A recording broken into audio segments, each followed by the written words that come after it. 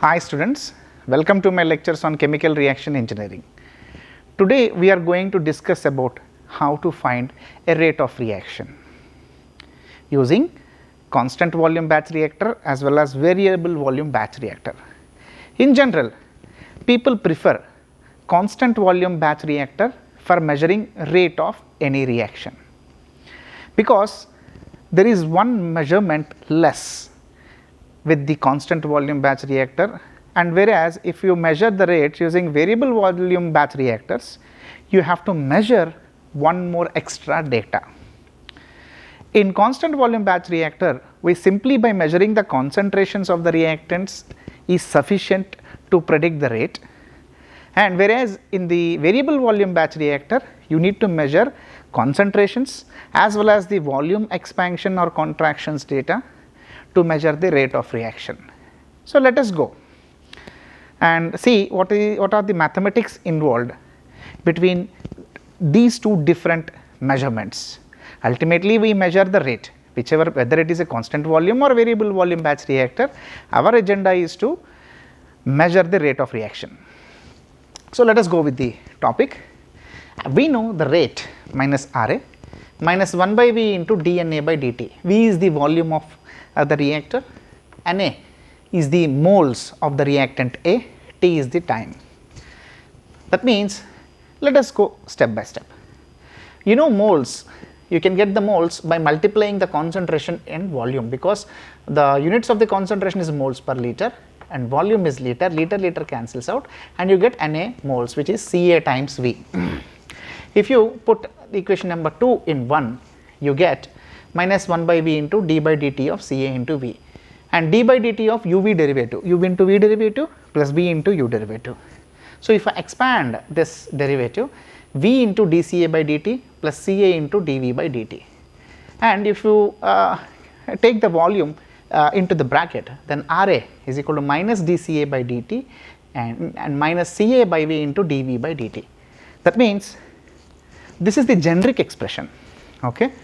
That means, to measure the rate, you need to know the data, how my concentration is changing with respect to time and how my volume is changing with respect to time and concentration and volume at that particular instant.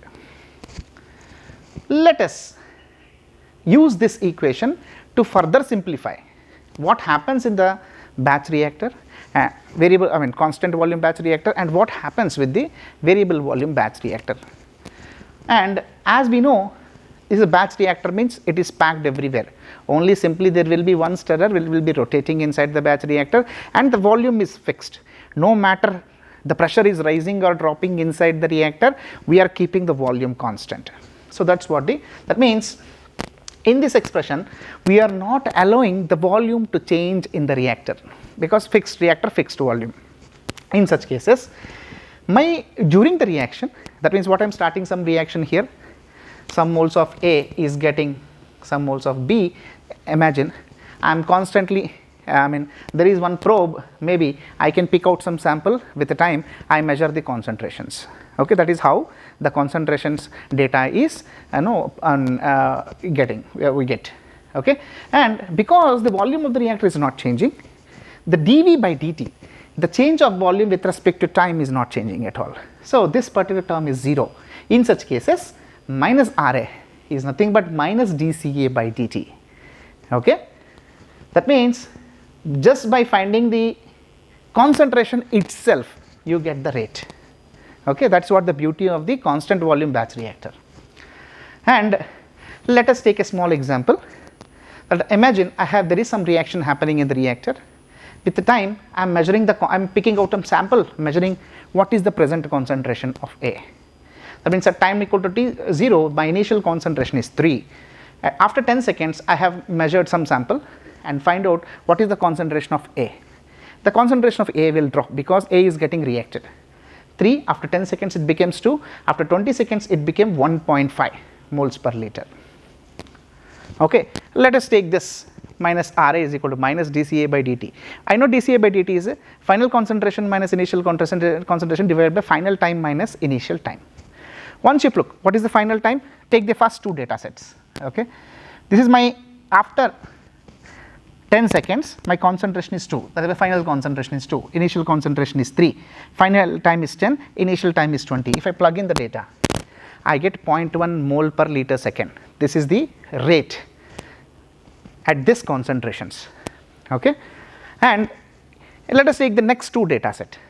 Again I try to measure, that means after 20 seconds I have taken out some sample from the reactor, I measured the concentration of A again.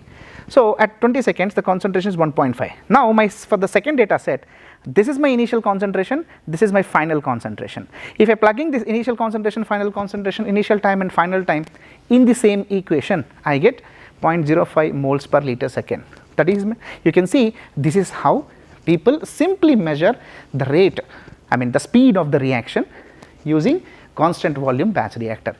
The same experiment when you try to conduct, I mean similar kind of experiments, if you conduct a variable volume, imagine cylinder and a piston, because inside the cylinder a reaction is getting started with some initial volume. What happens?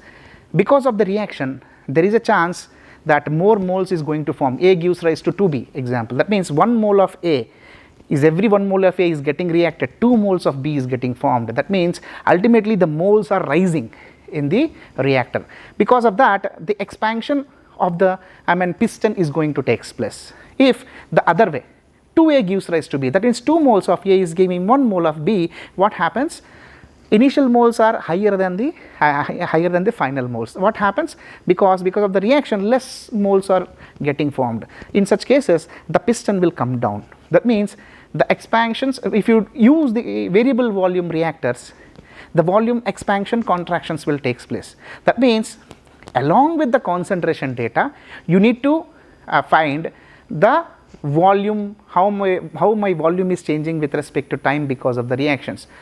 You need to have both the information to predict the rate, okay. Example, let us take this minus Ra is equal to minus dCA by dt into minus Ca by V into dV by dt.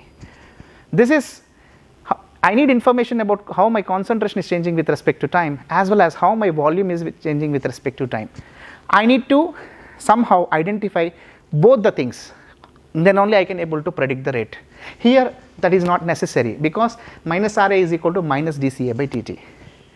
Let us take a small example. I have conducted some experiment. At time t equal to 0 seconds, the initial concentration of A is 3 and the volume at the beginning of the reaction is 1 liter. After 30 seconds, after reacting the things for the 30 seconds, and the concentration of A after 30 seconds is 2 mole per liter, and because of the reaction the volume expansion has taken place, 1.2 liters. As I told you, A gives rise to 2B, higher moles get forms. That means if the reaction is A gives rise to 2B or higher than A, then automatically the expansion takes place. Because of this, after 10 seconds the concentration has been dropped, the volume has been raised, okay. After second set, after next 10 seconds, that means after 20 seconds, the concentration is 1.5 and the change in volume is 1.25 liter. If given this is the data, how we can able to find out the rate? Very simple. Plug in what is the dCA by dt, final concentration minus initial concentration divided by final time minus initial time. What is dV by dt? Final volume minus initial volume divided by final time minus initial time. That is what this equation. Ca by V, what is the Ca by V? That means at present instant I have to somehow, what is C, what is B. Example, if I taken these two data sets and find out the rate, what I have given, this is the final concentration, this is the final concentration, this is initial concentration, this is final time minus initial time, okay, sorry, final time minus initial time, this is final volume, initial volume. If I plug in everything, what is Ca by V? I have taken for reference. Ca is 3 because at the time I have started the experiment. So the Ca is 3, V is 1. So if I plug in all the values in this expression, I get the rate is 0.04 moles per liter per second. For the second data sets between 10 and 20 seconds, this is my final concentration is 1.5, initial concentration is 2. My final time is 20 seconds, initial time is 10. My final volume is 1.25, initial volume is 1.2. If I take for this second data set, if I calculate at this point what is Ca and V I have taken here for the second data set, because I have started the reaction, started measuring the things at from 10 seconds. So, my Ca is 2 and V is 1.2. Okay. If I plug in all the terms, I get the rate is 0.04 mole per liter second. Okay. This is because the complexity in the volume. See, for the variable volume batch reactor, you want to measure the rate using variable volume batch reactor, you need to take care of this volume term. Additionally, one more variable you have to measure. So, unnecessarily it takes a lot of time, that is why, and accuracy will also get down because there is some measurement errors will come in place. If the more are the variables, more are the measurement errors. If variables are less, less is the measurement error, more is the accurate. So, that is why people go with the constant volume batch reactor to find out the rate. Okay. I hope you have understood that why the expansions takes place, why the contractions in the volume takes place. All these things are very important once we go further into deeper into the chemical reaction engineering. I hope you have learned something. Thank you very much. We will meet up with a new lecture.